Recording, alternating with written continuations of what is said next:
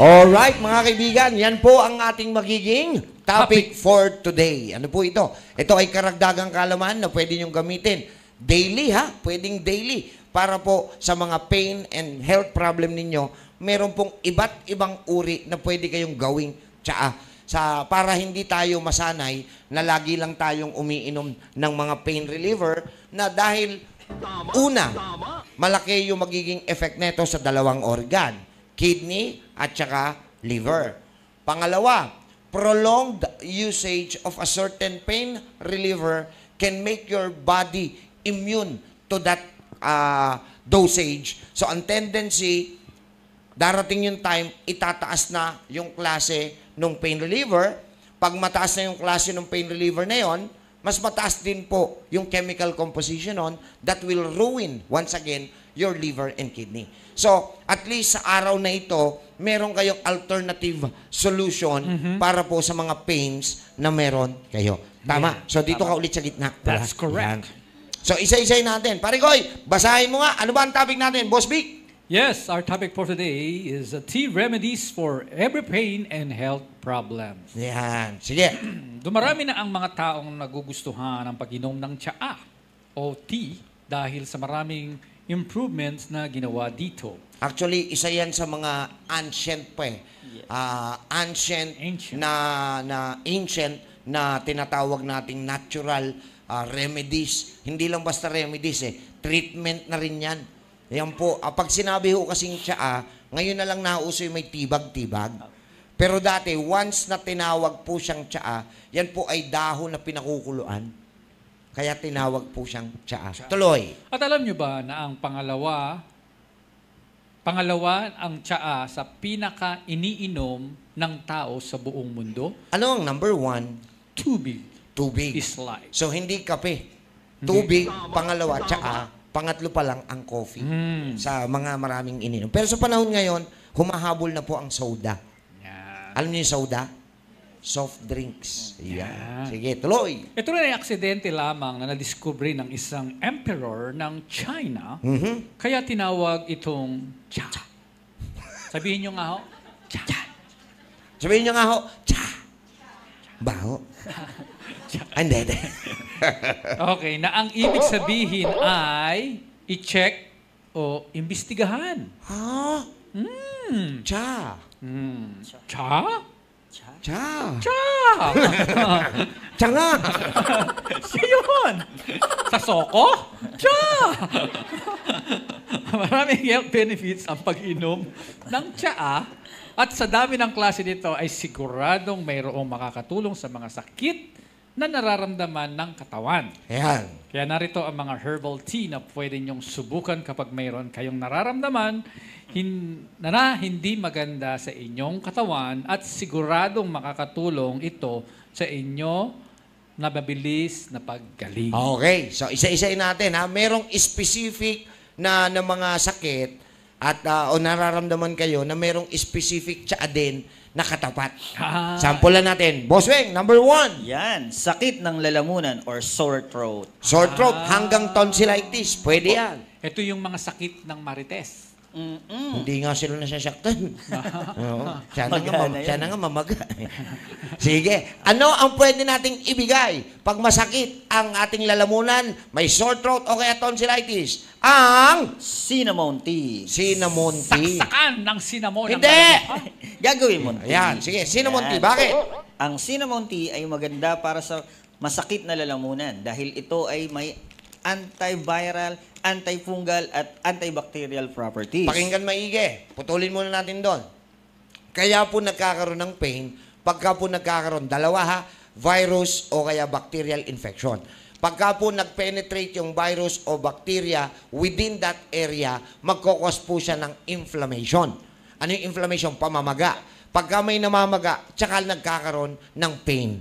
So, paano matatanggal yung pamamaga? Iinuman mo ng anti-inflammatory usually. Pero pagka ininuman mo ng anti-inflammatory, nandun pa rin yung bacteria, nandun pa rin yung virus, mamamaga ulit siya. So mas maganda, patayin na natin yung virus. Pag natanggal yung virus, wala na magkukos ng pamamaga, mawawala din yung pain. Tuloy. Yan. Dahil sa mga katangiang ito, ay nagagawa nitong pigilan ang pagdami ng bakterya sa lalamunan. Nagagawa din ng pag-inom ng cinnamon tea na pigilan ang pamamaga at sakit ng pagkakaroon ng sore throat. Ang sakit ng lalamunan ay maaaring sanhi ng pagkakaroon ng tonsillitis, pharyngitis, laryngitis, allergy, pagkain na maanghang o dahil sa sobrang pagsigaw. Uy, pakinggan nyo. Grabe. Pati pala yung sobrang pagsigaw. Yes, kasi meron tayong limitation eh. Yes. So pagka lumagpas ka sa certain limitation na kaya ng katawan mo, magkikreate siya ng pananakit.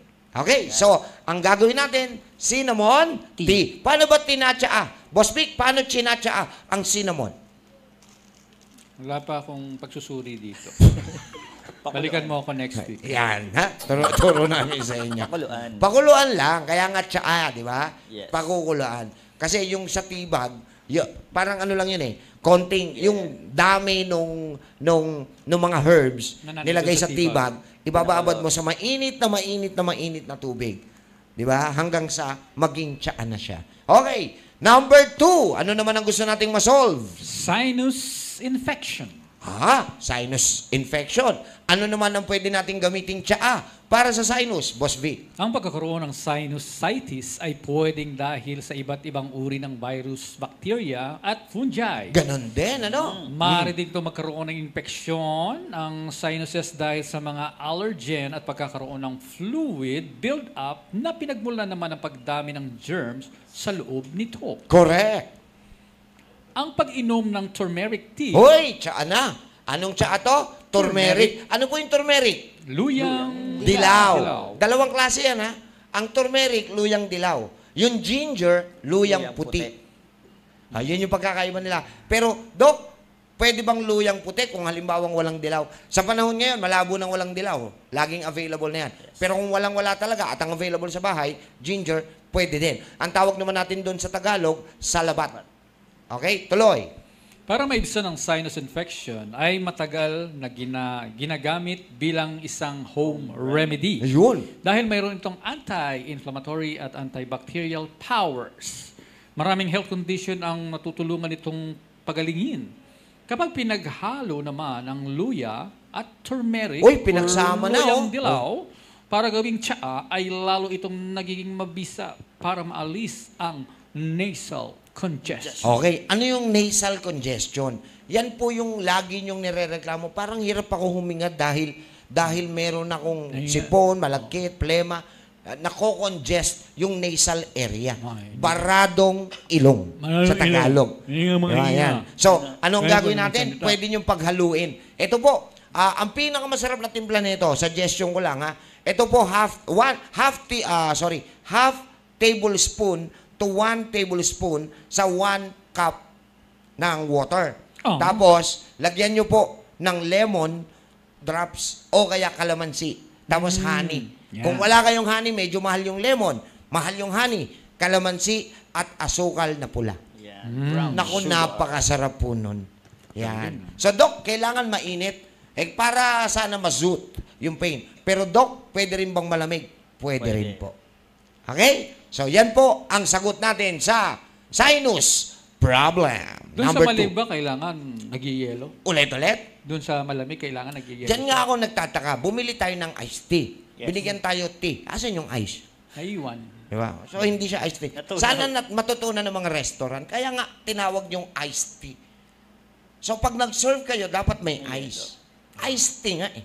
Okay. Ay, Galit ice si pa Doc, nga. Gusto ko yung iced tea na ice lang. Walang tea. Pwede yun. Sige, next. Yan. Ito, yung ikatlong may natututunan ba kayo? Tayo may ito. Malapit na siya. Alam nyo, ginagawa niyong pantulog yung boses ko, no? Kasi marami ako nakakausap, Dok, hindi na ako makatulog nang hindi ka naririnig. Wow. Sabi ko, anong sabi ko? Sagwa. Buisit. Aray ko. Sagwada. Sige, number 3. Yan, bloating. Yan yung nagsasagwan. Opo. Bloating. Bloating yun eh. Ano yung opo? Hindi, sinasakyan mo. Bloating. Yan. Ang bloating ay maaaring sanhi ng sobrang gas sa tiyan, constipation, poor digestion, inflammation, o excess liquid sa tiyan. At kung madalas ninyong nararanasan ito, ang pag-inom ng peppermint tea ay makakatulong para gumaan ang pakiramdam ng tiyan. Wow, peppermint. Yes. Ito huwag kayong magugulat, available na sa grocery ito. Yan, mint kung tawagin. ha? Nabili yan sa hardware. Oo. Kangkong yan, nilagay lang dyan. Hello. Yan, ito po yun. Nako, Yan. actually, sarap hunguyain ito eh. Yes. Pakita mo, Tol. Pakita mo. Oo. Hindi, malinis yan. Pakita mo. Anong gagawin? Hunguyain mo Hunguyain, lang. Masarap para- yan. para mala- Hunguyain mo, Tol. Pag mong hihiyain si Wag Doc. kang wag kang... Ito pa. Pasyente yung mga yan eh. Oo. Tama na. Ang lamig. Di ba masarap? Si Akong may nasal congestion. Halika, Halika, Akong. kailangan mo to. Hindi, oo. Magaling to. Halika rito. Halika. Halika. Ha? Gusto mag-last day na? Ano, tayong-tay ka na. Pwede rin Hindi, sa ito pagtatae. po. Ito yung peppermint, ha? Pwede rin sa pagtatae. Ay, naku. Hindi pala ito pwedeng kainin ng diretso. Yes. Hindi nga, hindi ka naman kinain eh. Hindi, chinatsa. Pare, paliwanag muna natin yung Okay. peppermint. Ang peppermint ay may antispasmodic effect. Wow! Ano yun, ano? Ano yun? Ano yun? Antispasmodic. Pasdomic? Anti-spasm. Ay, mali eh. Antispasmodic. Ay, ganun ba? Basahin mo. Antispasmodic effect. Anti-spasmodic. Spasmodic. Bulol yung nagsulat. Antispasmodic Spasmodic. effect. Yan. Tama. Antispasmodic. Spasm. Spasmodic. Yun! Yun! Ay, spasmodic. Opo, effect. Nagpapababa ng inflammation at nagpapaganda Sabi din ko sa ng inyo, di ba? digestive Hindi pwedeng puro system. pogi lang. Hindi, at least nako-correct. Ilagay Sige. lamang ilang piraso ng peppermint leaves Yan. sa mainit na tubig at ibabad ng ilang minuto para makuha ang benepisyo nito. Okay, bakit po ito maganda for the digestive health natin? Unang-una, maliban po dun sa pagiging mint niya, meron siyang content na pagka po punong-puno ng spasm at uminom ka ng tsaa niya, ina-absorb niya yung spasm. Ang bango. Saka mo pakain kay ako. Ang sarap amuyin. Bakit amoy... Pare, Pagka may pare nasa- Oy, ano? amoy dahon dito. Ay, pare, alam ko na. Tingnan mo, Tol. Ito yung solusyon. Pagka may umutot, Hindi, mabango, no? mabango siya. Mabango siya. Yun. So, ina-absorb niya po yung gas. Yan. Sa ating katawan. Kaya, tinatanggal yung gas, mawawala na po yung yung mga bloatedness na meron tayo. Pero, may suggestion ako. Okay. Hoy! Kuy, di na abot. Sarap, Tol. Hindi, Kaysa masarap siya. mag-rugby ka. Okay yan. Ano ba yung sasabihin ko? Ano ang suggestion ko? Pwede niyong gawin ito kahit hindi kayo bloated, ha? Yes. So, if you want not to be bloated at hindi kayo, yung tinatawag natin na kaya mo yan. ma-empatcho sa sobrang dami Yun. ng kain, you can take this tea 30 minutes prior to your meal. Meal. So, inihahanda mo yung digestive system mo na walang spasms. So, if you eat a nutritious food, maa-absorb ng katawan natin yung nutrition. Tama. Okay? Masubukan So, naman. yan yung ikatlo. Ang pangalan niya ay peppermint. Tama, Next. subukan to mamaya. Hilig mo talaga Oo. dyan eh. Meron ako diyang bag. Bag. Wala Tea. lang ako na Tea bag. Wala akong bag. Walang tea. Bag lang. Bag lang. Anong Wala gagawin Mo, mo? oh. Okay. Peppermint tea bag. Yan. Okay. Sige, next. Okay, number 4. Acne. Huy, ano yung acne? Yung maarte ka. Kung malaking problema ang madalas na pagkakaroon ng taghiyawat Oh? or acne sa mukha, ang madalas na pag-inom ng green tea ay makakatulong upang ito ay mabilis na mawala. Bakit kaya? Dahil sa catechins. Correct. Meron po siyang content na catechins. Para saan ang catechins, Tol? Ang green tea, mayroon ng green tea na may antioxidant, Correct? anti-inflammatory, antibiotic, at anti-gracia. Hindi kasali yun. Nagagawa din itong pababain ang oil na lumalabas Yun. sa mukha na maaring makabara sa pores at pagmula ng tagyawat or acne. Yon. So, paliwanag natin, what's the root cause? Ano yung pinagmulan? Bakit marami nagkakaroon ng tigyawat? Ang English na iba niyang pimples. Yes. Pero in medical term, we use the acne word, no? Bakit? Kasi po yung oil sa mukha nyo ay humaharang sa pores para po malinis ng sarili nating katawan yung skin. So, specifically, sa mukha nangyayari ito. Ayun. So, dahil dito, tinatanggal, ginagawa na itong titimplahin. Ano yung titimplahin niya? Titimplahin niya. Mamaya, ayun sunod. Ano yung titimplahin natin? Para, Green i-prevent, bumaba yung oil production Ayun. ng sarili mong skin cells. Ah, Yan. okay. So, green tea. Yan, napakasarap po niyan. Sige. Bilang karagdaga ng pag-inom ng tsaa, ay makakatulong din sa mga taong may insomnia o hirap sa pagtulog. Bakit daw? Maaari ninyong subukan ang pag-inom ng chamomile tea sa gabi. Chamomile. Ang pag-inom nito ay makakatulong para ma-relax ang katawan at mabawasan ang anxiety o pagkabalisa. Oo, bakit kaya? Kasi meron siyang content na nagpaparelax sa brain. Yeah. Sige, tuloy. At kapag mabilis na ma-relax ang katawan, ay mabilis din kayong makakatulog at magkakaroon ng mas magandang quality ng tulog. Bukod pa dito, ay maganda rin ito para sa tiyan. Okay, so isa-isain natin. Balikan na natin. Ha? Yes. So yan po, yung 5 na pwede niyong gamitin tsaa for a specific problem. Number 1, yung cinnamon. Para saan yan? Sa sakit ng lalamunan or sore throat. Okay, number 2. Ito naman po ay yung turmeric tea or yung luya para po sa sinus infection. Hindi lamang po yan para sa sinus. Para sa akin, sa mas malalim na pag-aaral. Ito, mabilisan lang kasi yan nandyan. Yan po ay for respiratory system problem. Pampalakas din yan ng baga. So, kasama naman po sa respiratory ang nasal area natin. Okay, number 3. Ang peppermint tea. Para naman yan, maiwasan na ang Bloating. digestive system problem. Yes. Number 4. Ang green tea ay para naman po sa mga acne. At number 5, ang cinnamon, chamomile tea para po sa masarap na pagtulog. Yeah. May natutunan ba? Palakpakan naman at natutunan nyo yan dito lang sa Alam Nyo Ba?